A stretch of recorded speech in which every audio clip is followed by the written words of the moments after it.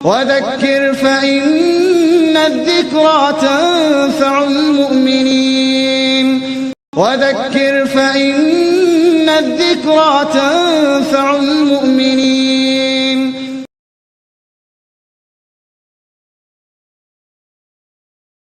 بسم الله الرحمن الرحيم. الحمد لله رب العالمين، والصلاة والسلام على أشرف الأنبياء والمرسلين وعلى آله وأصحابه أجمعين ومن تبعهم بإحسان إلى يوم الدين. أعوذ بالله من الشيطان الرجيم. بسم الله الرحمن الرحيم. إن هذا القرآن يهدي للتي هي أقوم. கணித்திற்குரிய எல்லாம் வல்ல அல்லாஹ்வின் நல்லடியார்களே, எல்லாம் வல்ல அல்லாஹ்வுடைய கிருபையால்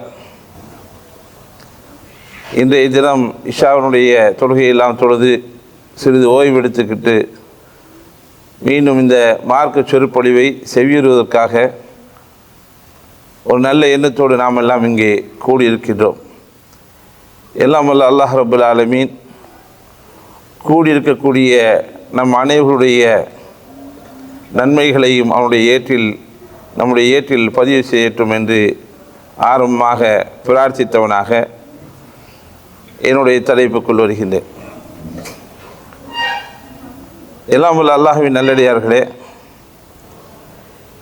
இதயங்களை ஈர்த்த அல் குர்ஆன் என்ற தலைப்பில் சில கருத்துக்களை உங்களுக்கு முன்னால் எடுத்து வைக்கலாம் என்று ஆசைப்படுகின்றேன்.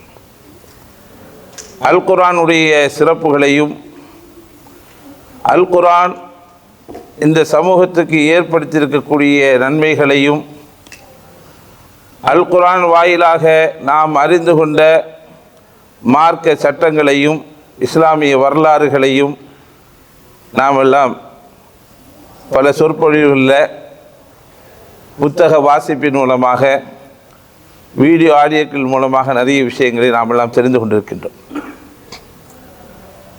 இருந்தாலும் இது போன்ற தலைப்புகள் அடிக்கடி பேசக்கூடிய ஒரு தலைப்பாக இருக்கின்றது. அதற்கு என்ன காரணம் என்று சொன்னால், அந்த குர்ஆனுடைய ஈர்ப்பு நம்மிடத்தில் இருக்கின்றதா என்ற ஒரு கேள்வி இருக்கிறது. நாம் வரலாறுகளை சொல்லுகின்றோம். அல்லாஹ்வை மறுத்தவர்களுக்கு குர்ஆன் ஈர்ப்பு சக்தியை கொடுத்தது. இஸ்லாத்தின் பால் அல்லாஹ் அவர்களுக்கு ஹிதாயத்து கொடுத்துட்டான். எதிரிகளுக்கு அல்லாஹ் அந்த குர்ஆன் மூலமாக ஹிதாயத்து கொடுத்தான். மூமினாக இருக்கக்கூடியவர்களுக்கு அந்த குர்ஆன் ஓதுவதன் மூலமாக அவருடைய கண்ணீர்கள் சிந்தக்கூடிய ஒரு சூழ்நிலைக்கு அவருடைய உள்ளங்கள் அந்த எழுச்சியிலே கண்ணீர் சிந்தக்கூடிய அளவிற்கு அந்த ஈமானிய உணர்வு இருந்ததாக நாம் செய்திகளில் வாசிக்கின்றோம். உண்மையிலேயே இந்த ஈர்ப்புத்தன்மை, இந்த தாக்கம் நம்முடைய ஈமானிய இந்த உறவுகளில் இருக்கின்றதா, நம்மிடம் இருக்கின்றதா என்று நாம் பார்க்க கடமைப்பட்டிருக்கின்றோம். இந்த கேள்வியை நாம் முன்வைத்துவிட்டு நாம் திருமறை குர்ஆன், அல்லாஹ் தூதர் ஸல்லல்லாஹு அலைஹி வஸல்லம் அவர்கள் என்ன மாதிரியான அந்த ஈர்ப்புத்தன்மை பற்றி என்ன செய்திகளை நமக்கு தந்திருக்கின்றார்கள் என்ற செய்தியை நாம் விலாவாரியாக இன்ஷா அல்லாஹ் பார்ப்போம்.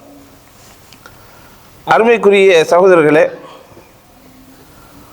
அல்லாஹ்வுடைய தூதர் ஸல்லல்லாஹு அலைஹி வஸல்லம் அவர்கள் மக்கா நகரத்தில் தன்னுடைய பிரச்சாரத்தை ஆரம்பித்த காலத்தில் அந்த மக்களுக்கு அல்லாஹ்வுடைய வேதத்தை எடுத்து ஓதுகின்ற பொழுது கடுமையான எதிர்ப்புகளை சந்தித்தார்கள்.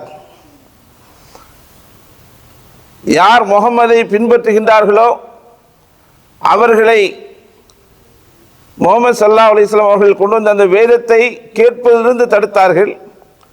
அந்த கொள்கையை ஏற்றுக்கொண்டவர்களை சொல்லனா துன்பத்துக்கு ஆளாக்கினார்கள். அதற்கு பிறகு அல்லாஹ் தூதர் ஸல்லல்லாஹு அலைஹி வஸல்லம் அவர்கள் ஒரு சாரார்களை அபிசீனியாவிற்கு ஹிஜ்ரத் செய்வதற்காக அனுமதிக்கின்றார்கள். அபிசீனியாவிற்கு ஹிஜ்ரத் செய்த அந்த கூட்டத்தார் அங்குடைய மன்னரை சந்திக்கின்றார்கள். ஒரு சிறிய கூட்டம் அபிசிய நாட்டிற்கு ஹிஜ்ரத்து செய்து சென்றிருக்கின்றது. அங்கே அரசவையிலே ஜாஃபர் பின் அபி தாலிப் ரலியல்லாஹு அன்ஹு அவர்கள் மக்காவிலிருந்து ஏன் அவர்கள் வெளியேற்றப்பட்டார்கள், அவர்கள் ஹிஜ்ரத்து செய்வதற்கான காரணம் என்ன, முஹம்மது ஸல்லல்லாஹு அலைஹி வஸல்லம் அவர்கள் என்ன மாதிரியான கொள்கையை கொண்டு வந்திருக்கின்றார்கள், இந்த கொள்கையை ஏற்றுக்கொண்டதன் மூலமாக மக்கத்து மக்கள் எனக்கு தந்த தண்டனைகள் என்ன, கஷ்டங்கள் என்ன என்பதை தன்னுடைய உரையின் மூலமாக ஜாஃபர் பின் அபி தாலிப் ரலியல்லாஹு அன்ஹு அவர்கள் அந்த அரசவையில் சொல்லுகின்றார்கள். அந்த அரசரை பொறுத்த வரைக்கும் அவர் கிறிஸ்தவராக இருந்தார். அவருடைய அரசவையிலே அறிஞர்கள், அந்த கொள்கையுடைய அறிஞர்கள், அந்த கொள்கையை சார்ந்த மந்திரிகள் எல்லாம் இருக்கக்கூடிய சூழ்நிலையில்தான் இந்த தலைப்பை ஜாஃபர் பின் அபி தாலிப் ரலியல்லாஹு அன்ஹு அவர்கள் எடுத்து வைத்தார்கள். உடனே அந்த மன்னர் கேட்கின்றார், முகமது வஹி என்று கொண்டு வந்தாரே, அதிலிருந்து ஒரு பகுதியை எங்களுக்கு நீங்கள் சொல்லி காட்டுங்க என்று கோரிக்கை வைக்கின்றார். அப்பொழுது ஜாஃபர் ரலியல்லாஹு அன்ஹு அவர்கள் என்ன செய்தார் சொன்னால், சூரத்து மரியம் என்று சொல்லக்கூடிய அந்த சூராவுடைய ஆரம்ப பகுதிகளை ஓதி காட்டுகின்றார்கள். முஸ்னத் அஹ்மதில் வரக்கூடிய செய்தி என்ன சொல்லுகின்றது என்று சொன்னால், அந்த வசனங்களை செவியுற்ற அரசரும் அந்த அரசவையில் உள்ளவர்களும் அவருடைய கண்கள் கலங்கி கண்ணீரை வடித்தன, தாடி நிறையக்கூடிய தாடியில் படக்கூடிய அளவிற்கு அவர்கள் கண் கலங்கினார்கள் என்ற செய்தியை நாம் அங்கே பார்க்கின்றோம். அப்போ இந்த குர்ஆன் அந்த அபிசீனிய மன்னரையும் அரசவையையும் அவர்கள் அதை செவியேற்ற பொழுது அவருடைய கண்கள் கலங்கி இருந்தன. அந்த குர்ஆன் அவர்களை ஈர்த்தது. குர்ஆனுடைய வசனங்கள் அவர்களை ஈர்த்தன. அவர்களும் வேதக்காரர்களாக இருக்கின்றார்கள். அப்பொழுது இந்த தாக்கம் அந்த மன்னரை குர்ஆன் ஈர்த்தது. அவர் முஸ்லீமாக வெளிப்படுத்தாவிட்டாலும் புகாரியில் வரக்கூடிய செய்தியை பார்க்கின்ற பொழுது நபிகள் நாயகம் ஸல்லல்லாஹு அலைஹி வஸல்லம் அவர்கள் சஹாபாக்களை திடலை ஒன்று திரட்டினார்கள். ஒன்று திரட்டி அபிசீனிய மன்னர் மௌத்தாகிவிட்டார், அவர்களுக்காக நாம் தொழுவோம், ஏன்னா அவருக்கு தொழப்படவில்லை என்ற செய்தியும் இருக்கின்றது. ராய்பான மறைமுகமான ஒரு தொழுகையை நபி ஸல்லல்லாஹு அலைஹி வஸல்லம் நடத்தினார்கள் என்ற இதுக்கு ஒரு சான்றாகவும் இந்த செய்தி இருக்கின்றது. அப்போ அந்த மக்களை எல்லாம் கூட்டி ஜனாதா தொழுகையை நிகழ்த்தினார்கள். அப்போ இந்த குர்ஆன் அபிசீனிய மன்னருடைய உள்ளத்தை ஈர்த்தது. அது நமக்கு நபிகள் நாயகம் ஸல்லல்லாஹு அலைஹி வஸல்லம் அவர்களின் மூலமாக இந்த சமூகத்துக்கு சொல்லப்பட்ட செய்தி. அப்போ அவர் இஸ்லாத்தை இதன் மூலமாக ஏற்றுக்கொண்டார். ஹிஜ்ரத்து சென்ற முஸ்லீம் சஹாபாக்கள் அவர்களோடு சென்ற அபூ தாலிபுடைய அந்த உரை, ஜாஃபர் அபி தாலிபுடைய அந்த உரை, அவர்கள் ஓதி காட்டிய சூரத்து மரியம், இது அந்த அரசவையில் உள்ளவர்களையும் அது ஈர்த்தது. அரசர் முஸ்லீமாக மாறினார். அவர் மரணிக்க போது வெளிப்படுத்தாக்காரனால் அல்லாஹ்வுடைய தூதர் ஸல்லல்லாஹு அலைஹி வஸல்லம் அவர்களுக்கு செய்தி எத்திய காரணத்தினால் அவர்களுக்காக ஜனாதா தொழுகையை தொழுதார்கள் என்ற செய்தியை பார்க்கின்றோம். இதே அர்த்தத்தில் அல்லாஹ் சுப்ஹானஹு வ தஆலா சூரத்துல் மாயிதால ஒரு வசனத்தை சொல்லுகின்றார். وَإِذَا سَمِعُوا مَا أُنْزِلَ إِلَى الرَّسُولِ تَرَى أَعْيُنَهُمْ تَفِيضُ مِنَ الدَّمْعِ مِمَّا عَرَفُوا مِنَ الْحَقِّ. நான் உங்களுக்கு முன்னால் சொன்ன இந்த செய்தியை ஒட்டிய ஒரு வசனமாக இது அமைந்திருக்கின்றது.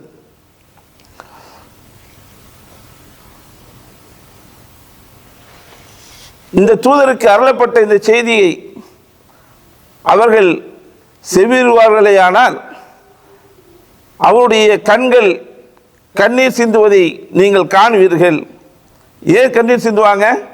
மிம்மா அரஃபு மினல் ஹக், உண்மையை தெரிந்து கொண்ட காரணத்தினால், சத்தியத்தை தெரிந்து கொண்ட காரணத்தினால் அவர்கள் என்ன செய்வாங்க? கண்ணீர் சிந்துவார்கள் என்று சொல்லி சூரத்துல் மாயிதாவுடைய வசனம் நமக்கு சொல்லி காட்டுகின்றது. இந்த வேதக்காரர்கள் பற்றி இதுக்கு முந்தைய வசனம் சொல்லுகின்ற பொழுது யூதர்களையும் முஷ்ரிக்குகளையும் நேரடியான எதிரிகள் என்று சொன்ன குர்ஆன் அந்த எதிரிகளில் நசாராக்களை பற்றி, நசாராக்கள் ஒரு சாரார் இருக்கின்றார்கள். அந்த சாரார் அவர்கள் அறிவுடையவர்களாக விஷயதாரிகளாக இருக்கின்ற காரணத்தினால் அவர்களுடைய மார்க்கத்தில் இந்த மாதிரி ஒரு தூதர் வருவார் என்ற செய்தி அவர்களுக்கு இருக்கின்ற காரணத்தினால் இது ரசூலுக்கு இறக்கப்பட்ட செய்திதான் என்ற செய்தியை உணர்ந்து கொள்வார்களே, ஆனால் அவருடைய கண்ணீர், அவர்கள் கண்கள் கண்ணீரை வடிக்கும் என்ற செய்தியை இந்த வசனம் நமக்கு சொல்லி காட்டியிருக்கின்றது. அருமைக்குரிய சகோதரர்களே, அப்போ இந்த குர்ஆனுடைய ஒரு தாக்கம் ஒரு மன்னரை, மன்னனுடைய அரசவையில் இருந்தவர்களை ஈர்த்திருக்கிறது என்று சொன்னால் அந்த குர்ஆனுக்கு ஒரு ஈர்ப்பு தன்மை இருக்கின்றது என்பதை இந்த சம்பவம் நமக்கு சுட்டி காட்டுகின்றது. அதே போல நாம இன்னொரு செய்தியை குர்ஆனில் பார்க்கிறோம். وقال الذين كفروا لا تسمعوا لهذا القرآن والغوا فيه لعلكم تغلبون. காஃபிர்கள் கூறுகின்றார்கள், இந்த குர்ஆனை நீங்கள் செவிமடுக்காதீங்க. வல்கவ் ஃபீஹி, அது ஓதப்பட்டால் நீங்கள் சத்தமிடுங்கள், குளறுபடி செய்யுங்கள் என்று சொல்லி மக்களை சொல்லக்கூடியவர்களாக இருந்தார்கள். நபியுல்லாஹி ஸல்லல்லாஹு அலைஹி வஸல்லம் அவர்கள் மக்கத்து குறைஷிகள் மத்தியில் ஆரம்ப குர்ஆனிய வசனங்கள் இறக்கப்பட்ட பிறகு அதை சத்தமிட்டு ஓதக்கூடியவர்களாக இருந்தார்கள். அதை மற்றவர்கள் செவியுற்றவர்கள் அதனுடைய ஈர்ப்பு தன்மையினால் அவர்கள் அங்கே ஈர்க்கப்பட்டார்கள் என்ற செய்தியை நாம் பார்க்கின்றோம். அபூபக்கர் ரலியல்லாஹு அன்ஹு அவர்கள் இந்த ஹபஷாவினுடைய இந்த ஹிஜ்ரத்துக்கு பிறகு அங்கு எஞ்சியிருக்கக்கூடிய முஸ்லிம்களை முஷ்ரிக்குகள் தொல்லை கொடுக்க ஆரம்பித்தார்கள். அப்போ அவர்களுக்கு வழிபடுவதற்கு, குர்ஆன் ஓதுவதற்கு, இன்ன பிற இபாதத்துகள் செய்வதற்கு தடையாக இருக்கின்ற பொழுது அபூபக்கர் ரலியல்லாஹு அன்ஹு அவர்களும் ஹபஷாவை நோக்கி ஹிஜ்ரத் செய்வதற்காக தயாராகின்றார். அப்பொழுது மக்கமா நகரத்தில் இருந்த இப்னு தஹினா என்று சொல்லக்கூடியவர் அபூபக்கரை தடுத்து நிறுத்துகின்றார். உங்களை போன்ற ஒரு நல்ல மனிதர் இந்த நகரத்தை விட்டு வெளியே போகக்கூடாது, உங்களுக்கு என்ன பிரச்சனை அப்படின்னு சொல்லி, வாங்க உங்களுக்கு நான் பாதுகாப்பு தருகிறேன் என்று சொல்லி என்ன செய்கிறார், அவருக்கு உத்தரவாதம் கொடுத்து அந்த குறைஷிய மக்கள் மத்தியிலே வந்து சொல்லுகின்றார், நான் அபூபக்கர் அவர்களுக்கு பாதுகாப்பு கொடுக்கின்றேன் என்று சொல்லுகின்றார். எந்த நிபந்தனை அடிப்படை என்று சொன்னால், அந்த மக்கள் சொல்லுகின்றார்கள், அபூபக்கர் அவர்கள் வெளிப்படையாக குர்ஆன் ஓதக்கூடாது, வெளிப்படையாக தொழுகை நடத்தக்கூடாது, உங்களுடைய வீட்டுக்குள்ளே என்ன செய்யலாம், அதையெல்லாம் செஞ்சுக்கிடலாம் என்ற அளவுக்கு அவர்களுக்கு அந்த அனுமதியை அந்த மக்கள் கொடுக்கின்றார்கள். அபூபக்கர் ரலியல்லாஹு அன்ஹு அவர்கள் சிறிது நாட்கள் இந்த நிபந்தனையின் அடிப்படையில் அவர்கள் என்ன செய்கிறாங்க, தொழுகிறாங்க, குர்ஆன் ஓதுறாங்க, மற்ற விஷயங்கள்லாம் செய்கிறாங்க. சில நாட்களுக்கு பிறகு அவங்க என்ன செய்கிறாங்கன்னு சொன்னால், அந்த வீட்டினுடைய முற்றத்தில் தொழுகைக்காக ஒரு இடத்தை வடிவமைக்கின்றார்கள். அங்கே தொழவும் குர்ஆன் ஓதவும் செய்கின்றார்கள். இதை பார்த்த மக்கத்து குறைஷிகள் இப்னு தஹ்னாவை கூப்பிட்டு சொல்லுகின்றார்கள், எந்த நிபந்தனை அடிப்படையிலே அவரை உங்கள் வீட்டில் தங்குவதற்கு நாம் அனுமதி தந்தோமோ அந்த நிபந்தனைக்கு மாற்றமாக அபூபக்கர் நடந்து கொள்கின்றார். ஆகவே அவர்கிட்ட போய் பேசுங்க, நீங்கள் அந்த நிபந்தனையின் அடிப்படையில் அந்த வீட்டில் இருப்பதாக இருந்தால் இருங்க, இல்லைன்னா உங்களுடைய அக்ரிமெண்ட்டை முறிச்சுக்கிடுங்க என்ற செய்தி சொல்லுகின்றார்கள். அப்போ இப்னு தஹ்னாவும் அபூபக்கர் அவர்களிடம் சொல்லுகின்றார், இந்த நிபந்தனை அடிப்படையில் தான் உங்களுக்கு நான் பாதுகாப்பு அளித்தேன், நீங்கள் இந்த நிபந்தனை மீறி வெளியில் தொழுவில் இருக்கிறதுனால அந்த நிபந்தனையை நான் வாபஸ் வாங்கிக் கொள்கின்றேன் என்று அவர் சொன்னார். அப்போ அபூபக்கர் ரலியல்லாஹு அன்ஹு அவர்கள் அவருடைய அந்த நிபந்தனையை திரும்ப கொடுக்கும்போது அழகான சொன்னார்கள், ஃபைன்னி அருத்து இலைக்கு பிஜிவாரிக், உன்னுடைய பாதுகாப்பிலிருந்து நான் என்ன செய்கிறேன், வாபஸ் வாங்கிக் கொள்கின்றேன். வாரதா ஜவாசில்லாஹி அஸ்ஸவஜல் ஜவாரில்லாஹி அஸ்ஸவஜல், அல்லாஹ்வுடைய பாதுகாப்பில் நான் என்ன செய்கிறேன், திருப்தி அடைந்து கொள்கின்றேன் என்று சொல்லி அந்த இடத்தை விட்டு அபூபக்கர் ரலியல்லாஹு அன்ஹு அவர்கள் விலகி கொண்டார்கள். இது இமாம் புகாரி அவர்கள் ஒரு நீண்ட ஹதீஸாக இதை பதிவு செய்கின்றார்கள். அதில் அந்த முஷ்ரிக்கள் என்ன சொன்னார்கள் என்ற வாசகம் தான் மிக முக்கியமானது. அந்த முஷ்ரிக்கள் என்ன சொன்னார்கள்?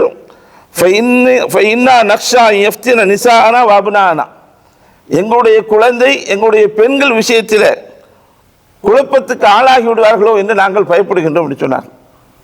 குர்ஆனுடைய வசனங்களை கேட்டால் அதனுடைய ஈர்ப்புத்தன்மை இருக்கின்ற காரணத்தினால் அது எங்களுடைய பெண்களை எங்களுடைய குழந்தைகளை என்ன செய்கிறோம், அந்த குர்ஆன் ஈர்த்து விடும் என்று நாங்கள் பயப்படுகின்றோம் என்று சொன்னார்கள். இதுதான் நாம் பார்க்கிறோம். முஹம்மது ஸல்லல்லாஹு அலைஹி வஸல்லம் அவர்கள் காபத்துல்லாஹ்ல தனியாக அவர்கள் வழிபடுகின்ற பொழுது, அதுக்கு பிறகு அவர்கள் வீடுகளில் வந்து இபாதத் செய்கின்ற பொழுது, அபூஜஹல் போன்றவர்கள் 3 இரவுகள் முகமது என்ன ஓதுகின்றார் என்பதை பார்ப்பதற்காக எதிரிகளும் அந்த 3 நாட்கள் இருந்தாங்க, 4 நாள் வரல. ஏன்னா அந்த ஓதலுடைய அந்த ஈர்ப்பு இருக்கின்றது.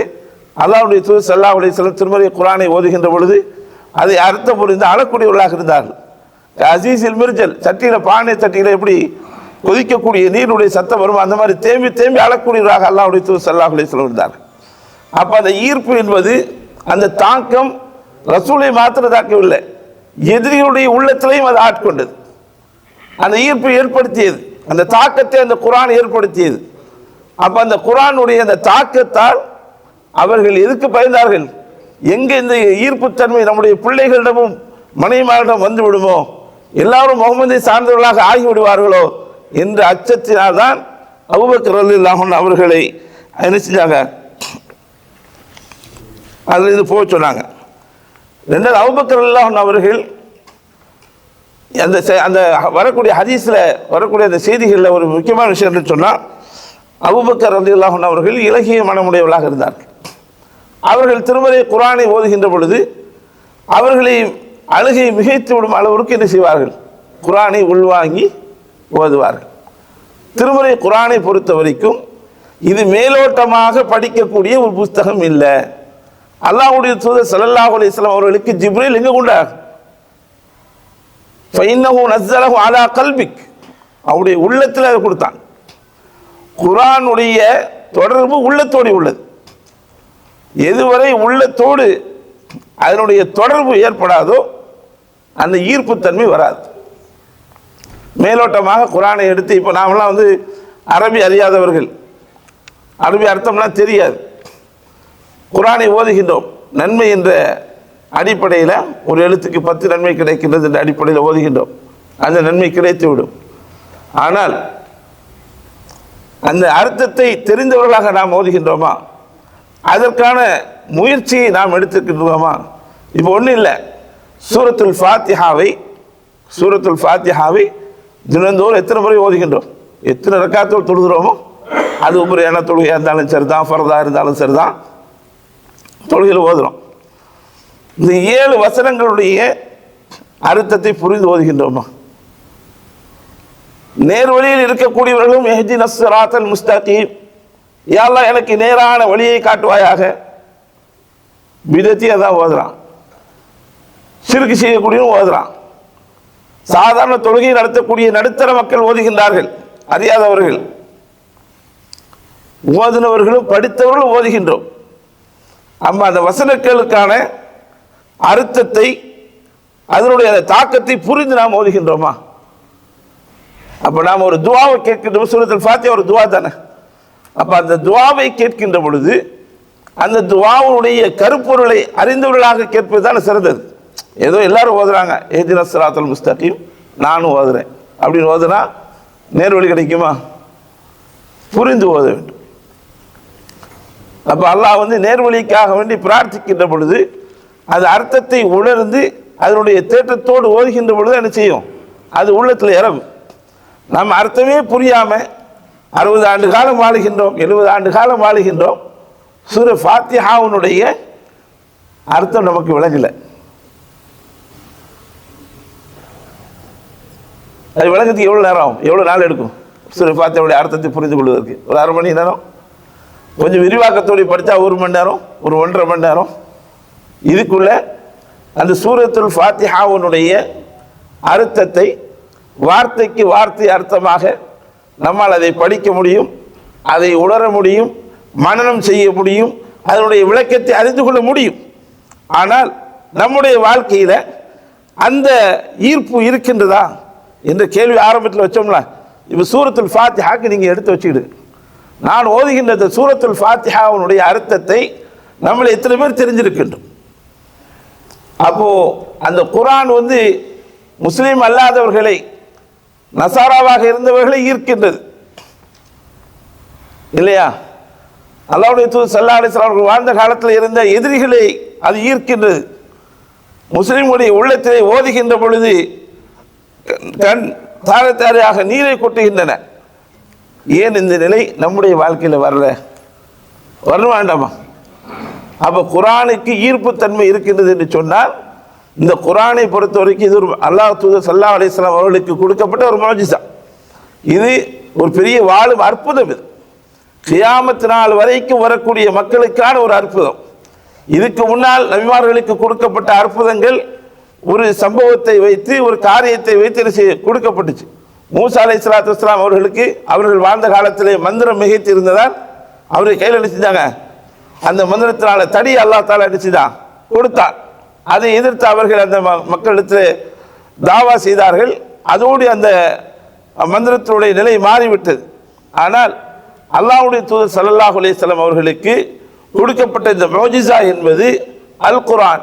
நாளை கியாமத் நாள் வரைக்கும் இந்த குர்ஆனால் ஈர்க்கப்படக்கூடிய மக்கள் இருந்து கொண்டே இருப்பார்கள். நான் உங்களுக்கு அடுத்த விஷயத்துக்கு வாரேன். இந்த காலகட்டத்திலும் நாம் பார்க்குறோம், எத்தனையோ விஞ்ஞானிகள், எத்தனையோ அறிவுஜீவிகள், எத்தனையோ மாற்று மதத்தினர்கள் குர்ஆனை வாசித்து இஸ்லாத்துக்கு வருகின்றார்கள். இன்றைய நிலையில் இன்றைக்கு யூரோப், யூகே, யூஎஸ்ல எல்லாம் இஸ்லாம் மிக மிக விரைவாக பரவி கொண்டிருக்கின்றது.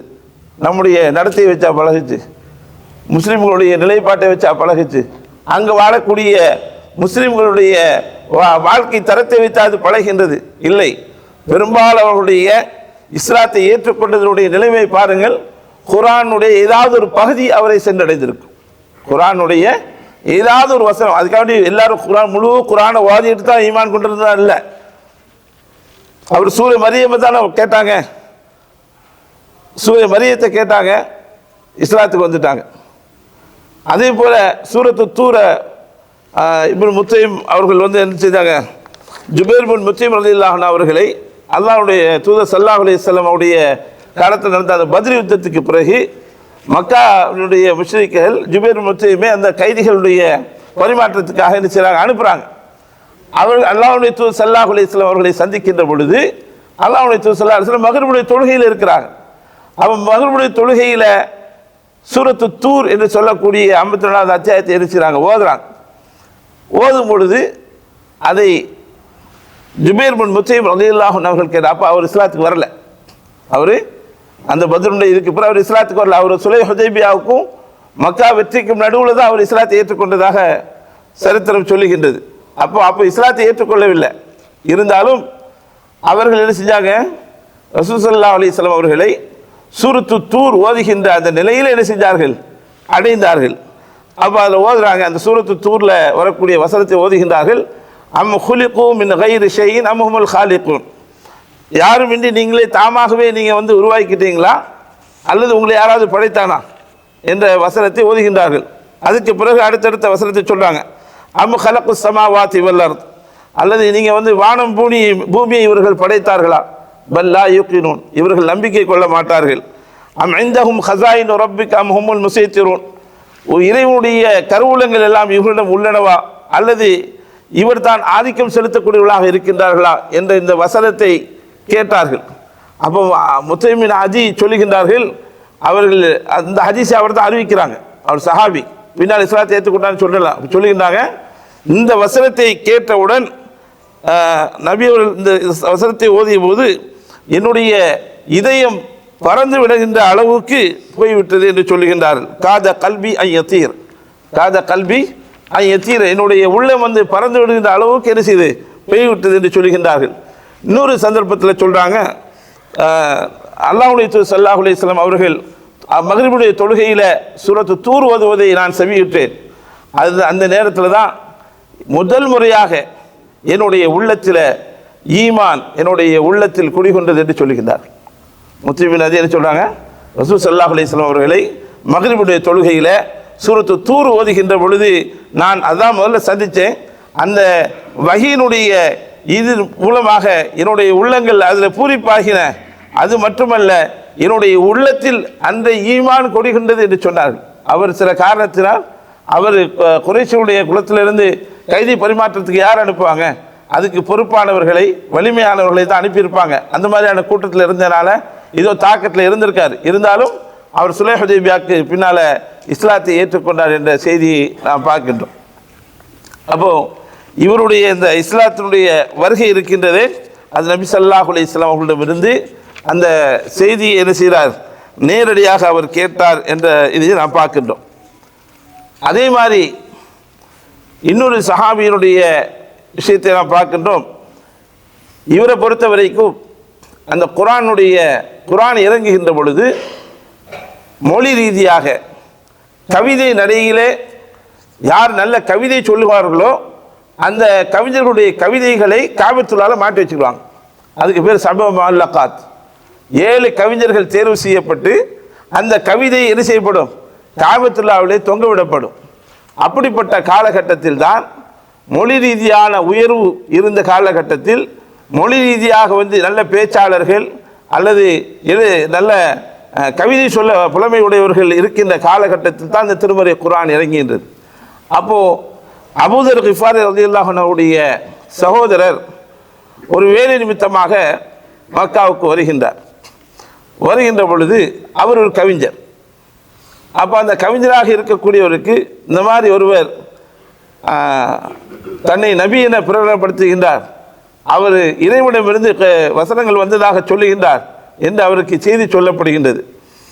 அப்போ அதை பற்றி என்ன நினைக்கிறேன்னு சொல்லி மக்கள்கிட்ட அவர் விசாரிச்சுக்கிறார்.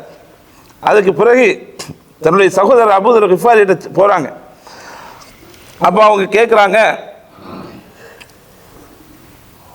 நீங்கள் அந்த மனிதரை எப்படி நீங்கள் பார்த்தீங்க? அவர் முகமதை சந்திச்சுட்டு போகிறார். பார்த்துக்கிட்டு இவர் தான் நபி, இந்த மாதிரியான கொள்கையை சொல்கிறார் என்ற செய்தியோடு போயிடுறார்.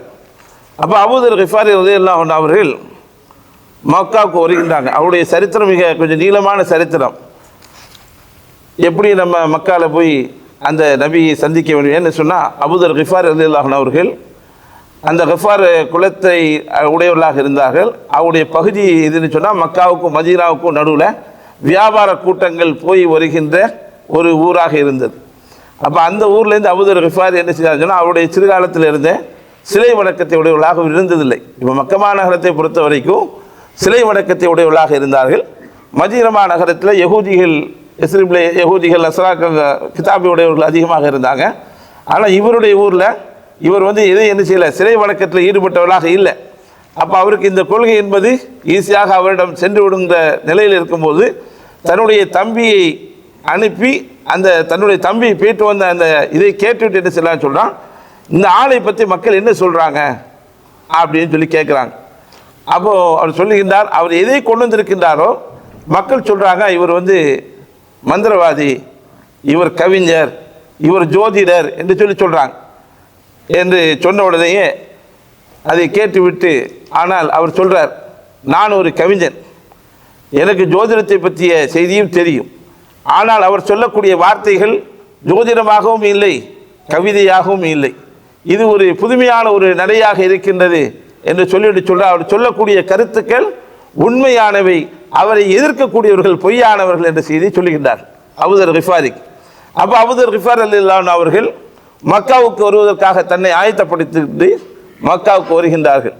மக்காவுக்கு அவர்கள் நீண்ட நாட்கள் அவரிடமிருந்த உணவுகள்லாம் முடிந்த பிறகும் அங்கே அவர்கள் தங்குகின்றார்கள்.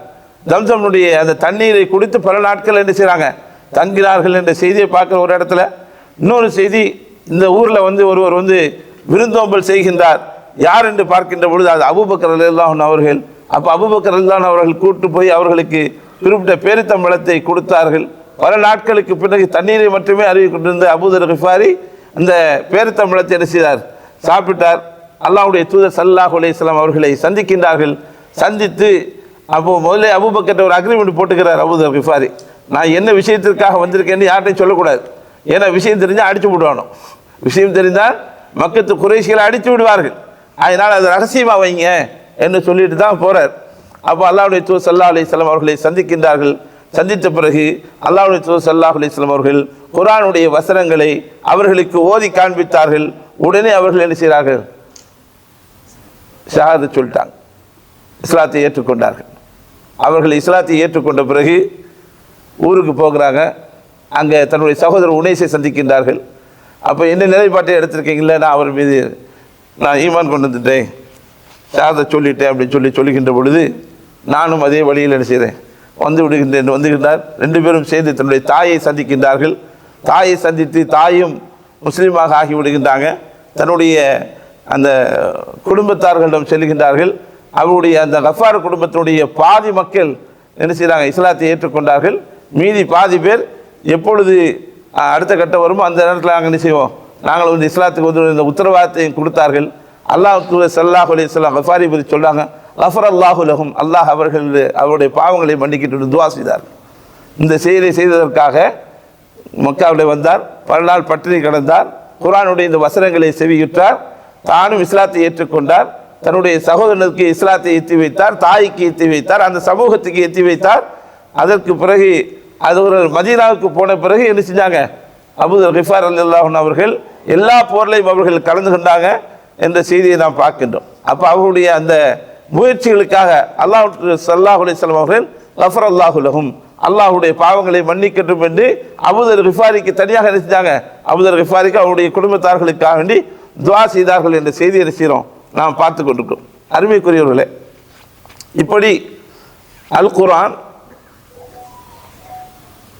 கவிஞர்களை ஈர்த்தது, எதிரிகளை ஈர்த்தது, அரசர்களை ஈர்த்து விட்டது, அரசர்கள் அரசாவையில் உள்ளவர்களை ஈர்த்துடுது. இப்போ நான் கேட்ட ஆரம்பத்தில் உள்ள கேள்வி இருக்குல்ல, இந்த குர்ஆன் நம்மளை ஈர்த்ததா, நம்மை ஈர்த்ததா என்ற ஒரு கேள்வி இருக்கு. அப்போ இந்த காலத்தில் நம்ம எந்த காலத்தில் நம்ம வாழ்ந்து கொண்டிருக்கின்றோமோ, நம்ம நாடாக இருந்தாலும் சரிதான், இந்த நாடாக இருந்தாலும் சரிதான், மேலை நாடுகளாக இருந்தாலும் சரிதான், இந்த குர்ஆனை செவிமடுக்கக்கூடிய, நாம் ஓதி பிறர் செவிமடுக்கக்கூடிய நிலை எங்கே இருக்குன்னு சொல்லி நம்ம பார்க்கணும். முஷ்ரிக்குகளை சூரத்து தௌபானுடைய ஒரு வசனம் நமக்கு என்ன சொல்லுகின்றது, வைன் அஹதும் மினல் முஷ்ரிக்கீன இஸ்தஜாரக ஃபஅஜிர், அந்த காஃபிர்களை கண்டால் நீங்கள் வந்து வெட்டிடுகின்ற சட்டத்திட்டங்கள்லாம் வந்த பிறகு அதுக்கு அடுத்த வசனம் சொல்கிறாங்க, அந்த மாதிரியான எதிரிகள் முஷ்ரிக்கீன்கள் உங்கள்கிட்ட வந்து அடைக்கலம் கேட்டாங்கன்னு சொன்னால் ஃபஅஜிர், அவர்களுக்கு நீங்கள் அடைக்கலம் கொடுங்க. எது வரைக்கும், ஹத்தா யஸ்மா கலாம் அல்லாஹ், அல்லாஹ்வுடைய அந்த வேதத்தை அவர்கள் செவிகிற வரைக்கும். எதிர்ப்பு தெரிஞ்சாங்கன்னா சும்மா அபிலேகும் அம்மனா, அவர்களுடைய பாதுகாப்பாக நினைச்சிருங்க, அவங்களுடைய இடங்களுக்கு கொண்டு விட்டுருன்னு சொன்னாங்க. அப்போ அல் குர்ஆன் என்ன சொல்லுகின்றது என்று சொன்னால், எதிரிக்கும் நீங்கள் வந்து அடைக்கலம் கேட்கப்படுகின்ற பொழுது, போரல்லாத நாட்கள் அவர்கள் உங்களிடம் அடைக்கலம் கேட்டால் அடைக்கலம் கொடுங்க. எங்கே அடைக்கலம் கொடுக்குறீங்களோ அங்கே அவர்கள் என்ன செய்யணும், குர்ஆனுடைய அதை செவியுறக்கூடியவர்களாக இருக்கணும், எதிர்க்கக்கூடிய நிலையில் இருக்கக்கூடாது. அப்படி இருந்தாங்கன்னு சொன்னால் அவருடைய இடத்துல பத்திரமா கொண்டு விட்டுருங்க. வேற முஸ்லீம்கள் அவர்களை துன்புறுத்தி விடக்கூடாது, அவரை பாதுகாப்பாக எடுத்துறாங்க விட்டுருங்க சொல்லுவாங்க. அப்போ இந்த வசனத்தில் என்ன புரியுது சொன்னால், இஸ்லாமிய சமூகத்தில் குர்ஆன் ஓதப்பட வேண்டும், அந்த குர்ஆன் செவிமடுக்கப்பட வேண்டும். இது அவர்களுக்கு மட்டும் உள்ள சட்டம் இல்லை, நமக்கும் தான். இப்போ ஒரு காலகட்டம் இருந்துச்சு நம்ம ஊரில், காலையில் நீங்கள் புறப்பட்டு சொன்னால் ஃபஜ்ர் தொழுகைக்கு பிறகு பல வீடுகளில் குர்ஆன் ஓதக்கூடிய அந்த சத்தத்தை நாங்கள் கேட்கலாம். இப்போ கொரட்டை சத்தம் தான் கேட்கும், காலை 7 மணிக்கு கொரட்டை சத்தம் தான் கேட்குமே தவிர குர்ஆன் ஓதல் சத்தமே கேட்காது. எங்கேயாவது நம்ம ஊரில் எங்கேயாவது முஸ்லீம் சமூகத்தில் இந்த வீட்டில் குர்ஆன் ஓதப்படுகின்றது, அதனால் நான் லயிச்சு போனேன்னு சொல்லி ஒருதான் சொல்லுவானா, நீங்கள் காஃபிருக்கு குர்ஆனை சொல்ல வேண்டாம், என்னுடைய உடன் பிறந்தவனுக்கு சொல்லணுமா சொல்ல வேண்டாமா, நாம் வாழுகின்ற சமூகத்துக்கு குர்ஆனை சொல்லணுமா சொல்ல வேண்டாமா, அவர்கள் செவிமடுக்கணுமா செவிமடுக்க வேண்டாமா. அப்போ என்ன, நம்ம மக்கத்து முஷ்ரிக்கள் பயந்தாங்களே அபூபக்கர் ஓதும்போது, எங்களுடைய பிள்ளையும் பொண்டாட்டியும் வந்து குழப்பத்துக்கு ஆளாயிடுவாங்க, நம்மளும் பயப்படுறோமோங்கிற செய்தி அது நமக்கு உள்ளதாக இருக்கட்டும். கொஞ்சம் சிந்திச்சு பாருங்க. எத்தனை பேர் நம்ம சமூகத்தில் குர்ஆன் ஓத தெரிந்தவர்களாக இருக்கின்றார்கள்? பிறர் செவிமடுக்க வேண்டும் என்பதற்காக எத்தனை பேர் ஓதுகின்றார்கள்? இன்றைக்கு இந்த காலகட்டத்தில் வாழுகின்றோம் என்று சொன்னால் ஆயிரக்கணக்கான காரிகள் ஓதக்கூடிய திலாவத்தை கைபேசியில் வச்சு கேட்டுக்கலாம். உங்களுக்கு பிரியமானவர்களை கேட்டுக்கலாம். இன்றைக்கும் குர்ஆன்ல அந்த ஈர்ப்பு இருக்குது என்று சொல்லுகின்ற நோன்பு வந்துட்டு அந்த ஈர்ப்பை பற்றி உங்களுக்கு தெரியும். நோன்பு வந்துவிட்டது சொன்னால் நீங்கள் எந்த பள்ளிவாசலுக்கு போவீங்க? எந்த பள்ளிவாசலில் இமாம் அழகான குரலோடு அந்த திலாவத்தை செய்கின்றாரோ அந்த பள்ளியில் போய் தொழ ஆசைப்படுவீங்க. அப்போ உங்களை அந்த குர்ஆன் ஈர்த்துச்சா இல்லையாங்க? அந்த சத்தத்தின் உங்களுக்கு ஈர்த்துச்சா இல்லையா? சாதாரண பள்ளியில் 20 நிமிஷத்தில் தொழுவ முடிஞ்சிடும் 8 ரக்காத். நீங்கள் குர்ஆன் ஓதக்கூடிய பள்ளியில் போனீங்கன்னா 1 மணி நேரம் தொழுவைப்பார். எப்படி 1 மணி நேரம் நிற்கிறீங்க? உங்களை எதிர்த்து நிற்க வச்சிச்சு நம்ம குர்ஆனுடைய அந்த ஈர்ப்பு தான். குர்ஆன் நம்மளையும் ஈர்க்கின்றது. குர்ஆனுடைய ஈர்ப்பு ரசூலுல்லாஹ் காலத்தோடு முடிச்சு போகல, கியாமத் நாள் வரைக்கும் இருக்கின்றது. இன்றைக்கு இஸ்லாத்தை ஏற்றுக்கொள்ளக்கூடிய எண்ணிக்கைகளை பார்த்தால் சர்ச்சுகளை பள்ளிவாசல்களாக ஆக்கக்கூடிய ஒரு சூழ்நிலையில் யூரோப்பில் நீங்கள் டெய்லி செய்தியை பார்த்துட்டு இருக்கலாம். அங்கே தாவா சென்டர்கள்லாம் ரொம்ப குறவு. இங்கே மாதிரி தெருக்கு தெரு தாவா சென்டர் புஸ்தக வீடியோ இதெல்லாம் இல்லை, ரொம்ப குறவு. அப்படி இருந்தும் அல்லாஹ்வுடைய வேதத்தை அவருடைய கையில் கிடைக்குது. நெட்டில் போய் தேடி போய் படிக்கிறான், குர்ஆனை போய் படிக்கிறான். முழு குர்ஆனை படிக்கிறதில்ல, ஒரு இடத்துல போய் படிக்கின்ற பொழுது அவனை அது எது செய்து ஈர்க்கின்றது. இன்னைக்கு விஞ்ஞானத்தை படிக்கின்றான். மற்ற காலத்தில் மற்ற விஷயத்தை படித்து இஸ்லாத்துக்கு வந்தாங்கிற ஒரு நிலைமை இருக்கின்ற பொழுது இன்றைய காலகட்டத்தில் மாற்று மதத்தவர்கள் இஸ்லாத்துக்கு வந்த காரணங்களை கேட்கின்ற பொழுது குர்ஆன் சொல்லுகின்ற விஞ்ஞானத்தின் அடிப்படையிலான செய்திகளை அவர்கள் உணர்கின்ற பொழுது உடனே செய்கிறாங்க, இஸ்லாத்தை தழுவுகின்றார்கள். நீங்கள் இஸ்லாத்தை தழுவக்கூடிய மக்களை பாருங்கள், அவர்கள் நிறைய அழுவாங்க. பார்த்துருக்கீங்களா? இவ்வளோ காலகட்டம் நம்ம இருட்டில் இருந்துட்டோம், இவ்வளோ காலகட்டம் நம்முடைய வாழ்க்கையில் ஒளிமயமான வாழ்க்கை கிடையாது, தப்பு செஞ்சோம், அது செஞ்சோம், இது செஞ்சோம், நம்மளை யார் நேர்வழி காட்டலை, இன்றைக்கி ஒரு நேர்வழி எனக்கு கிடைச்சிருக்குன்னு சொல்லி அழக்கூடிய மக்களை பார்த்துருக்கோமா இல்லையா?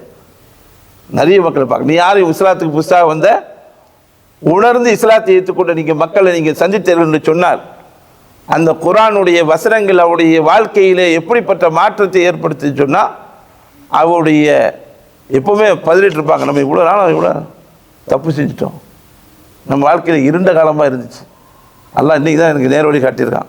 அழக்கூடிய மக்களை பார்த்துருக்கோமா இல்லையா? நிறைய யூடியூப்பில் நிறைய இதெல்லாம் வருது, அதெல்லாம் விட்டுருங்க. நீங்கள் அதனுடைய உண்மைத்தன்மை உணர வேண்டும் என்று சொன்னால் தமிழகத்தில் ஏராளமான முஸ்லீம்கள் புதுசாக இஸ்லாத்தை ஏற்றுக்கொண்டவுடைய மர்க்கஸ்கள் இருக்கின்றன. அவர்களுக்கு தர்பியா கொடுப்பதற்கு எல்லா ஜமாத்துகளிலும் அதுக்கான ஒரு செக்ஷன் ஒதுக்கப்பட்டிருக்கின்றது. அங்கே அவர்களுக்கு 2 மாத காலம், 1 வருட காலம், 2 வருட காலம் தர்பியா கொடுக்கப்படுகின்றது. அந்த ஆண்களை பெண்களை போய் சந்தித்து பாருங்கள். அவருடைய ஈமானிய ஓட்டத்தை நீங்கள் கொஞ்சம் செவியுற்று கேட்டு பாருங்கள். அவங்க என்ன சமூகத்திலேருந்து வந்தாங்க, எப்படி வந்தாங்க, இன்றைக்கு எப்படி இருக்கின்றார்கள் என்று பாருங்கள். அப்போ இந்த குர்ஆன் பெரிய புரட்சி செஞ்சிடும் மனிதனுடைய வாழ்க்கையில். அதை இழந்தவன் வருத்தப்படுதான். ஆனால் அந்த சமூகத்துக்கு சொந்தக்காரனாக இருக்கக்கூடிய நாம் வருத்தப்படுறோம். உண்டா இல்லையா? குர்ஆன் என்பது அது வாழும் அற்புதம். கியாமத் நாள் வரைக்கும் நிலைச்சிருக்கும். யார்கிட்ட இருக்கு? முஸ்லீம்களிடம் இருக்கின்றது. எப்படி இருக்கின்றது? பள்ளிவாசலில் பாருங்கள், நல்ல டெக்கரேஷன் பண்ணி அடுக்கியிருக்காங்க. ஆயிரக்கணக்கான குர்ஆன்கள் இருக்கும். எத்தனை குர்ஆன்களை எடுத்து படித்திருப்போம். டெய்லி கிளீனிங் பை தான் அதை துடைக்கணும். அதை ஓதுவதற்கு ஆள் இல்லை பள்ளியில். எல்லா பள்ளிகளையும் போய் பாருங்கள், இந்த நாடு உட்பட எல்லா பள்ளிகளையும் பாருங்கள், 4 பேர் 5 பேர் திலாவத் செய்வாங்க. 1000 குர்ஆன் இங்கே வைக்கப்பட்டிருக்கு. 4 பேர் 5 பேர் திலாவத் செய்வாங்க. குர்ஆனுக்கும் நமக்குள்ள தொடர்பு என்னங்க? இதுதான் தொடர்பா? அப்போ இந்த தலைப்பு பேசப்பட வேண்டுமா வேண்டாதான்?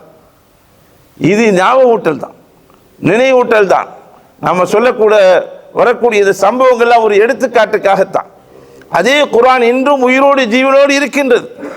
அந்த குர்ஆனோடு எனக்கும் அந்த குர்ஆனுக்கும் என்ன தொடர்பு? அந்த குர்ஆன் ஏன் அவர்களையெல்லாம் ஈர்த்த குர்ஆன் என்னை முஸ்லீமாக பிறந்த என்னை ஏன் இருக்கவில்லை? ஏன் அதை ஓதுகின்ற பொழுது என்னுடைய கண்ணீர் ஏன் வடியல? ஏன் அந்த உள்ளத்தோடு நாம் என்ன செய்ய அதை ஏற்றுக்கொள்ள? அஃபலா யததப்பரூனல் குர்ஆன அம் அலா குலூபின் அக்ஃபாலுஹா. அல்லாஹ் என்ன கேட்குறான்? குர்ஆனை சிந்திக்க மாட்டேங்கிறதா? உங்களுடைய உள்ளங்களில் பூட்டு போடப்பட்டிருக்குதா கேட்கும். குர்ஆனை ஓதுகின்ற பொழுது உளப்பூர்வமாக ஓத வேண்டும். குர்ஆனை உளப்பூர்வமாக ஓத வேண்டும். அப்போதான் அவங்க உள்ளத்தை அதை எடுத்துக்கணும். மேலோட்டமாக ஒன்று எடுத்துக்கிறார். அப்போ உள்ளத்தோடு தொடர்புடையது. அப்போ நாம் எப்போது நம்முடைய உள்ளங்களை குர்ஆனுக்காக திறக்கப் போகிறோம்? எப்பொழுது அந்த குர்ஆனை எடுத்து பொருளோடு அந்த உணர்வோடு நாம் எப்பொழுது ஓதப் போகின்றோம்? அப்போ நம்முடைய ஈமானிய நிலையை அருமைக்குரியவர்களை பார்க்குறாங்க. எதிரிகள் அதை செய்கிறான், எதிரி அதை செய்கிறான், அவன் இதை செய்கிறான், முஸ்லீம்களுக்கு எதிராக இந்த விஷயத்தில் தான் நாம் மூழ்கி இருக்கின்றோம். அதுக்கு என்ன பாதுகாப்பு கொடுப்பது, அது நாம் எப்படி முயற்சி செய்வதுன்னு பார்க்குறோம். நம்மிடம் இருக்கக்கூடிய அல் குர்ஆன் இது நம்முடைய உள்ளங்களை ஒளிமயமாக்கும். எப்பொழுது உள்ளங்கள் ஒளிமயமாகின்றதோ மனித சமூகம் ஒளிமயமாக காணப்படும். அதன் மூலமாக கிடைக்கக்கூடிய நன்மைகள் இருக்கின்றதை சொல்லி மாளாது. அவ்வளவு தெளிவான வசனங்களை உடைய அல் குர்ஆன் நம்முடைய கையில் நாம் அமைந்திருக்கிறோம். அருமைக்குரிய சகோதரர்களே, அல்லாஹ் இந்த இஸ்லாத்தினுடைய ஹிதாயத்தை நமக்கு வழங்கி இருக்கின்றான், நம்முடைய பெற்றோர்களுக்கு வழங்கி இருக்கின்றான். முந்தைய சமூகத்தவர்கள் குர்ஆன் மூலமாக எதை சாதித்தார்களோ அந்த குர்ஆனை வைத்து நாம் சாதித்தோமா என்ற கேள்விக்கு நம்பர் போட முடியல. இது நாம் ஒவ்வொருத்தரும் தான் கேட்டுக்கணும். நமது ஊரில் எத்தனை ஹாஃபிதல் இருக்கிறாங்கன்னு பாருங்க. நம்மளது வீட்டில் எத்தனை பேர் குர்ஆனை மனனம் செய்தார்கள், எவ்வளவு பேர் குர்ஆனை மனனம் செய்வதற்கான முயற்சிகளை செய்தார்கள், எவ்வளோ பேர் பார்த்துவதற்கான முயற்சிகளை செய்தார்கள், கணக்கெடுத்து பாருங்க நீங்கள். அப்பயே நம்முடைய வீடுகளில் குர்ஆன் ஓதப்படுறதில்லை, நம்முடைய ஊர்களில் குர்ஆன் ஓதப்படுறதில்லை. அந்த இமாமோடி முடிஞ்சு போகுது, கத்தம் பாத்திமாவோடி முடிஞ்சு போகுது.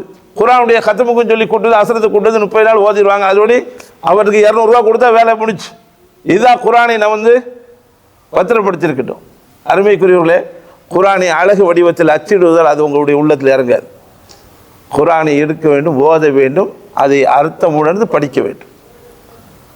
அப்போ தான் அந்த மாற்றத்தை நம்முடைய வாழ்க்கையில் நாம் காண முடியும். யதார்த்தங்களுக்கு அப்பால் எதுவுமே கிடையாது.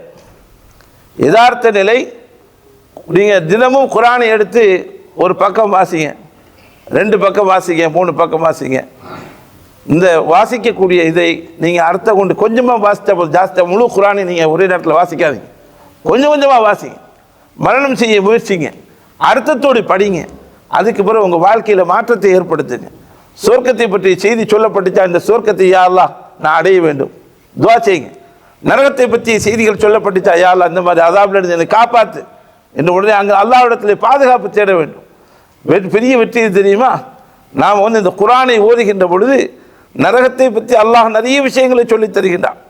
மஹ்ஷருடைய நிலைமையை குர்ஆனில் சொல்லுகின்றான். கியாமத்தில் நடக்கக்கூடிய அவ்வளவு விஷயங்களையும் சொல்லித் தருகின்றான். எல்லாம் சொல்லிக்கிட்டு நம்ம படித்து அதை உணரணும். அப்படி உணர்ந்து அல்லாஹ் சொன்ன மாதிரி ஃபமன் ஸுஹ்ஸிஹ அனின் நார் வ உத்கிலல் ஜன்னத ஃபக்கத் ஃபாஸ், நரக விஷயத்திலிருந்து நாம் நம்மளை தற்காத்துக் கொள்ள வேண்டும். அப்படின்னா சொர்க்கவாதி வேண்டும். நரகத்தை நமக்கு இட்டு செல்லக்கூடிய அனைத்து வழிகளையும் குர்ஆன் சுன்னா சொன்ன அனைத்து வழிகள் இருந்தும் நாம் தவிர்த்து கொள்ளுகின்ற பொழுது அதுக்கு நம்முடைய ஈமானுடைய உணர்வுகள் என்ன செய்யும்? நீங்கள் ஓதுங்க, உங்களுடைய ஈமான்கள் அதிகரிக்கும். நான் சொல்ல அல்லாஹ் திரும்ப குர்ஆன் சொன்னான், வஜ்லத் குலூபுஹும் வ இதா துலியத் அலைஹிம் ஆயாத்துஹு ஸாதத்துஹும் ஈமான். நீங்கள் அல்லாஹ்வுடைய வேதத்தை எடுத்து ஓதுங்க, உங்களுடைய ஈமான் அதிகரிக்குதா இல்லையான்னு பாருங்க. நேற்றை விட 5 நிமிஷம் முன்னால் நீங்கள் பள்ளிக்கு போவீங்க, நேற்றை விட நன்மை செய்ததை விட இன்னும் நிறைய நன்மை செய்வீங்க, சதகா செய்ததை விட இந்த அதிகமாக சதகா செய்வீர்கள். நரகத்தை பயனீர்கள் என்று சொன்னால் உங்களுடைய நன்மை நீடு அதிகரிக்கும். சொர்க்கத்தின் பக்கம் நாட்டம் கொண்டாலும் உங்களுடைய நன்மைகள் அதிகரிக்கும். இந்த 2மே திருமறை குர்ஆன் நமக்கு சுற்றி சுற்றி சொல்லுகின்றது. அல்லாஹ்வை ஏற்றுக்கொள்வது, நபி வழி நடப்பது, ஆகிரத்தை நம்புவது, எல்லாத்தையும் செஞ்சுக்கிட்டு நாம் நடைமுறையில் நரகத்தினுடைய அனைத்து வழிகளிலிருந்தும் தன்னை தற்காத்து கொண்டு சொர்க்கத்துக்கான அனைத்து வழிகளையும் தேடி போகின்ற பொழுதுதான் நம்முடைய உள்ளங்கள் ஈமானுடைய அந்த தரம் என்ன செய்யும்? உயர்ந்து கொண்டே இருக்கும். ஈமானுடைய தரம் சும்மா உயர்ந்துடாது. நாம் அந்த குர்ஆனை எடுத்து ஓதும். குர்ஆனுடைய அந்த ஈர்ப்பு தன்மை கியாமத் வரை மக்களை ஈர்த்து கொண்டே இருக்கும். பாருங்கள், இன்றைக்கு பாருங்கள், நாம் ஸ்டால்களில் கொடுக்கக்கூடிய அதிகமான விஷயம் தமிழில் குர்ஆன் கொடுக்குறாங்க. ஏன் தமிழில் குர்ஆன் கொடுக்குறோம்? மாநில மொழிகளில் ஏன் குர்ஆனை கொடுக்குறோம்? நம்மோடு வாழக்கூடிய சகோதரர்கள் நாம் எந்த குர்ஆனை ஓதி நேர்வழி பெற்றிருக்கின்றோமோ, நாம் எந்த குர்ஆனை ஓதி நம்முடைய தொழுகைகளை இபாதத்துகளை செய்கின்றோமோ அந்த கருத்துக்களை அவர்கள் உள்வாங்க வேண்டும். அவர்களும் நம்மளை போன்று தூய்மையாளர்களாக, தொழுகையாளிகளாக, அல்லாஹ்வுக்கு ஓப்பானவர்களாக அவர்களும் மாற வேண்டும். இதற்காக தான் அந்த குர்ஆனை கொண்டு கொடுக்கணும். அவர்கிட்ட நீங்கள் 1000 குர்ஆன் கொடுக்கும்போது ஒரு 10 பேர் இஸ்லாத்துக்கு வந்துடலாம், 20 பேர் வரலாம். அது நம்ம கையில் இல்லை. ஹிதாயத் நம்முடைய கையில் இல்லை, அல்லாஹ்வுடைய கையில் இருக்கின்றது. ஆனால் முயற்சி இருக்கின்ற வேணுமா இல்லையா? அப்போ அபூபக்கர் ரலியல்லாஹு அவர்கள் சஹாபாக்களுடைய வாழ்க்கையை தான் பார்க்கணும். குர்ஆனை பிறர்கள் காது கேட்கும்படி ஓதினார்களா இல்லையா? அப்போ இது நம்ம இந்த வசனங்கள் மூலமாக நம்ம தெரிஞ்சுக்கணும். நம்ம தெருக்களில் குர்ஆன் ஓதுறது கேட்கலன்னு சொன்னால் நல்ல ஓதக்கூடிய வீடுகளில் போய் சொல்லுங்க, எப்போ ஒரு 1/2 மணி நேரம் குர்ஆன் ஓதுப்பா, காலைல சத்தம் போட்டே ஓது, மைக்கெல்லாம் வேண்டாம். வீட்டுடைய முற்பகுதியிலிருந்து ஒரு வீட்டில் குர்ஆன் ஓத ஆரம்பித்தாங்கன்னு சொன்னால் சிறு பிள்ளைகள் ஒரு வீட்டில் ஓதும்போது நாளைக்கு என்ன செய்யும், அடுத்த வீட்டில் ஓதுவாங்க. ஆனால் இதே நீங்கள் உள்டாவை பாருங்கள், இந்த தொடர்கள் நடந்து கொண்டு இருக்கின்ற பொழுது இன்னைக்கு பிக் பாஸ் ஏன்னா ஒரு வீட்டில் ஆரம்பித்த ஷைத்தான் ரொம்ப ஸ்பீடாக போகும். ஆனால் நன்மை அவ்வளோ ஸ்பீடாக போகாது, கொஞ்சம் குறைச்சி தான் போகும். ஏன்னா இந்த ஷைத்தானுடைய ஊடுருவல் ரொம்ப சீக்கிரமாக எல்லா வீட்டுக்கு வீடு அந்த டைம் ஆனால் போதும் பிக் பாஸில் உட்காந்துருவாங்க எல்லாரும். இப்போ கொஞ்சம் லேட்டாலும் பரவாயில்ல, யூடியூப்பில் பார்த்துக்கிறாங்க, அது வேறு விஷயம். இருந்தாலும் அந்த லைவை சீக்கிரமாக பார்க்கணுமே, அதுக்காண்டி என்ன செய்கிறாங்க, பார்க்குறாங்க. அப்போ இந்த தாக்கம், மீடியாவுடைய தாக்கம் நம்மளை குர்ஆனை ஓதுவதிலிருந்து, குர்ஆனை செய்யப்படுத்துவது நம்மளை தடுக்கின்றது, இருக்குதா இல்லையா?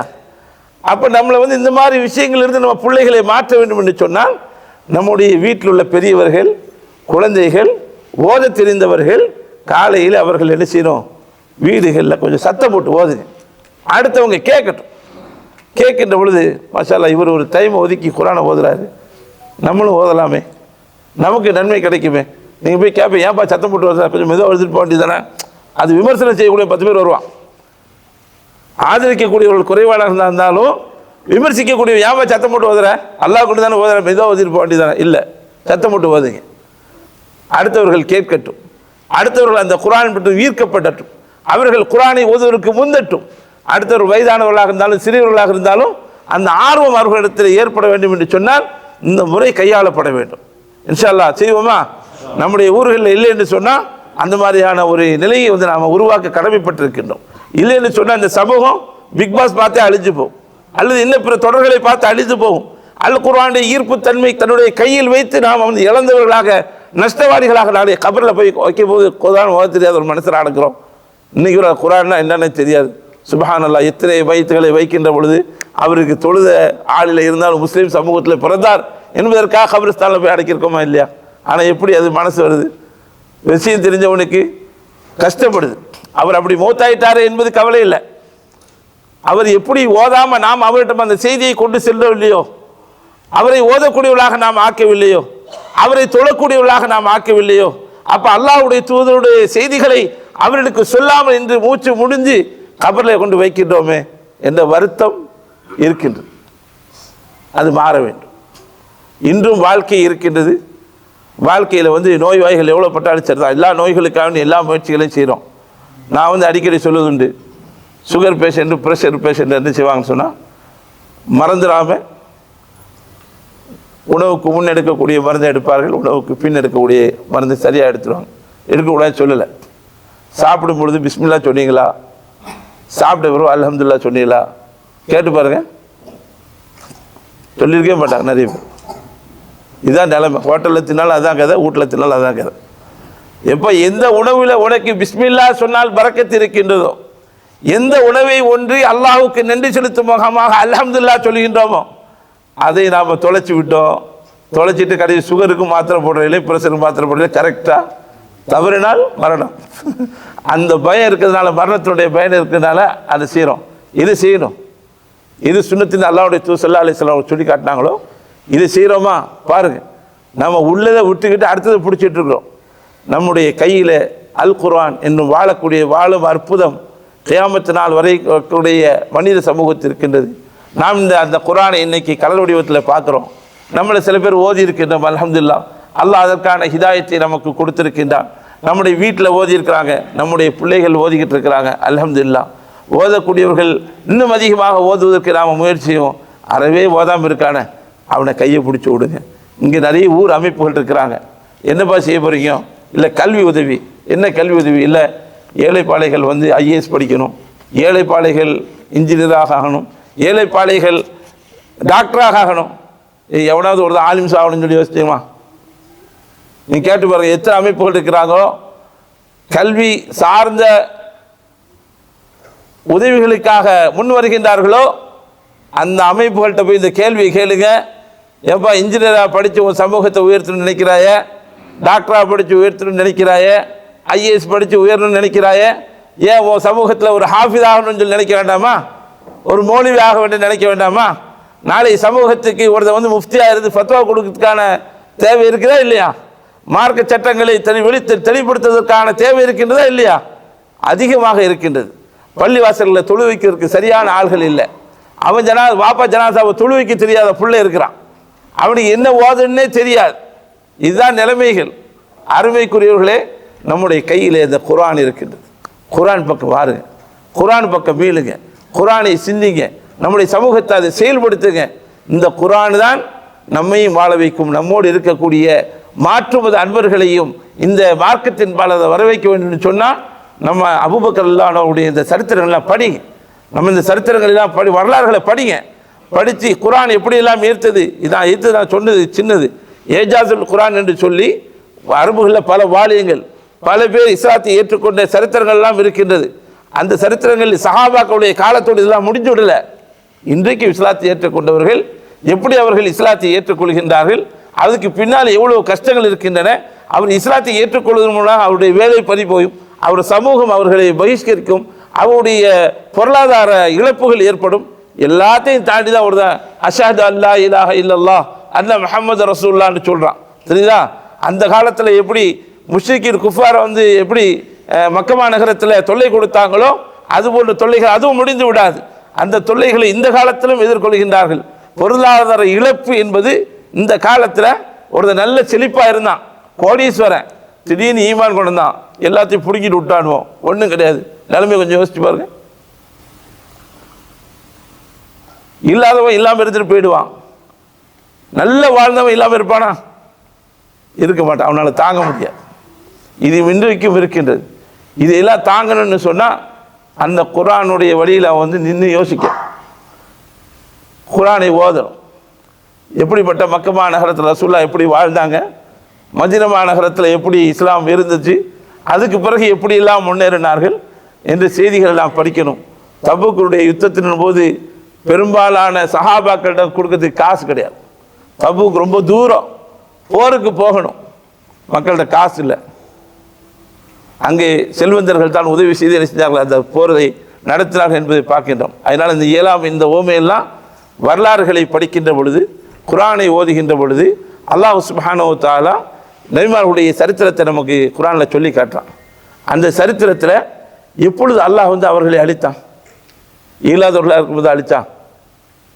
சமூக கூட்டத்தாரை எப்போ அழித்தான்? ஓஹோன்னு வாழ்கின்ற பொழுது தான் அழித்தான். கிபுரு வர்ற அளவுக்கு, மமதை வர்ற அளவுக்கு அவருடைய வாழ்க்கை இருக்கும்போது அல்லாஹ் அழிப்பான். ஃபக்குல்லன் அஹதுனா பிதம்பி, மமதை கொள்வது அல்லாஹ்வின் பார்வையிலே மிக மோசமான குற்றம். அந்த மாதிரியான நிலைமை நபி வந்து அதை சீர்திருத்தம் செய்ய வந்தும் அவர்கள் நேரான வழியை அடையவில்லை என்று சொன்னால் அல்லாஹ்வுடைய அதாபுகளை அவர்கள் நினைத்தார்கள், வந்தடைந்தார்கள். அப்போ நம்முடைய கையில் அல் குர்ஆன் இருக்கின்றது. அருமைக்குரியவர்களே, செல்வ செழிப்பான வாழ்க்கை இருக்கின்றது. உலகத்தில் பார்க்குறோம், இன்றைக்கி வந்து துன்யா வந்து நமக்கு அலங்கரிக்கப்பட்டு காட்டுக்கொண்டிருக்கும். தினந்தோறும் அலங்காரங்களை பார்க்கலாம். பார்க்கக்கூடிய லைட்டு எல்லா அலங்காரங்களும் நீங்கள் பார்க்கலாம். நம்முடைய உள்ளமும் தோணும், இவரை மாதிரி சுட்டு ஓட்டெல்லாம் போட்டுக்கிட்டு நம்மளும் இந்த வேலைக்கு போக மாட்டோமா, இத்தனை லட்சங்களை சம்பாதிக்க மாட்டோமா பார்க்கலாம். அருமைக்குரிய சகோதரர்களே, சில நாள் வாழ்க்கை, சில நாள் வாழ்க்கைக்காக இந்த அலங்காரங்களை பார்த்து நாம் மயங்கிட்டோன்னு சொன்னால் நம்மளை விட முட்டாள் இந்த உலகத்தில் யாரும் கிடையாது. நிரந்தரமான வாழ்க்கை நாளை மறுமையில் இருக்கின்றது. மூமினாக இருக்கக்கூடியவர்கள் நிரந்தரமான வாழ்க்கையை தான் நாம் லட்சியமாக கொள்ள வேண்டுமே தவிர இந்த உலக வாழ்க்கையிலும் நன்மையை அல்லாஹ்விடத்தில் கேளுங்க, நல்லதை கேளுங்க. ஆனால் நாளை மறுமை தான் நமக்கு நிரந்தரமானது. அந்த நிரந்தரமான வாழ்க்கைக்கான தயாரிப்பு நம்மிடத்தில் இருக்கின்றதா என்பதை பார்க்கணும். அப்போ நமக்கு முக்கியமாக நமக்கு தேவை, நமக்கு கிடைக்கின்ற இந்த நிஅமத், குர்ஆன் அல் குர்ஆன் என்று சொல்லக்கூடிய இந்த நிஅமத்தை கொண்டு நாம் நம்மளை பக்குவப்படுத்த வேண்டும். அந்த ஈர்ப்பு நம்முடைய உள்ளத்திலே வர வேண்டும். நாம் ஓதி அதன் மூலமாக தொழுகையிலே தொழுகின்ற பொழுது கண்கள் நீர் வார்க்க வேண்டும். இல்லை குறைஞ்சபட்சம் நீர் வார்த்த அளவுக்காச்சும் என்ன செய்யணும், இருக்கணும். அது நீங்கள் தொடர்போடு இருக்கின்ற பொழுது எல்லா நேரங்களிலே அளவு வராட்டாலும் தனிமையில் ஓதுகின்ற பொழுது அந்த வசனத்தினுடைய அர்த்தங்களை புரிகின்ற பொழுது சொர்க்கத்தினுடைய வசனங்களை வருகின்ற பொழுதும் அழுகை வந்துடும், நரகத்தினுடைய காட்சிகள் பொழுதும் அழுகை வந்துவிடும். கியாமத்து நாள் பற்றிய செய்தியை இதா வக்காத்தில் வாக்கியா போன்ற சூறாக்களை ஓதுகின்ற பொழுதும் கண்கள் உங்களை அறியாமல் நீர் வடிந்துவிடும். சரிதா? அப்போ இந்த ஈர்ப்பு குர்ஆனில் இருக்கின்றது அருமை சகோதரர்களே. இதை மற்றவர்கள் பெற்றார்கள் என்று புகழாரம் சூட்டுவதை விட அதை பெற்று நாம் அந்த நிலையை அடைய வேண்டும். அந்த ஈர்ப்பு நம்முடைய உள்ளத்தில் நம்முடைய வாழ்க்கையிலே வர வேண்டும். இன்ஷா அல்லாஹ் அந்த மாதிரியான ஒரு வாழ்க்கையை நாம் தேர்வு செய்து குர்ஆனோடு நெருங்கிய உறவை நாம் ஏற்படுத்த வேண்டும். தினந்தோறும் என்ன செய்யணும், ஓதக்கூடிய பழக்கமுடையவர்களாக நாம் ஆக வேண்டும். ஹாஃபிதாக இருக்கக்கூடியவங்க ஒரு ஜூஸ் 2 ஜூஸ் ஓதிட்டு போயிடுறாங்க. அது புரிந்தோ புரியாமலோ மனப்பாடம் வைக்கிறதுக்காக என்ன செய்கிறாங்க, ஓதிட்டு போயிடுறாங்க. ஹாஃபிஸ் அல்லாதவர்கள் எத்தனை பேர் குர்ஆனை எடுக்கிறோன்னு சொல்லி ஃபஸ்ட்டு கேள்வி கேட்டுக்கிடுங்க. குர்ஆனை எடுத்துட்டீங்கன்னு சொன்னால் எத்தனை பக்கம் ஓதிருக்கோன்னு சொல்லி பாருங்கள். இத்தனை வயசாயிட்டு இப்போ இருக்கக்கூடிய நம்மள்ட்ட எல்லாம் ஒரு 40, 45, 50 வயசு உள்ளவங்க அந்த சூரத்துல் துஹாலேருந்து நாஸ் வரைக்கும் எத்தனை பேருக்கு மனப்பாடம் இருக்குது எனக்கு தெரியல. யாரையும் உங்களுக்கு தெரியும் உங்களுக்கு தெரியல சொல்ல முடியாது.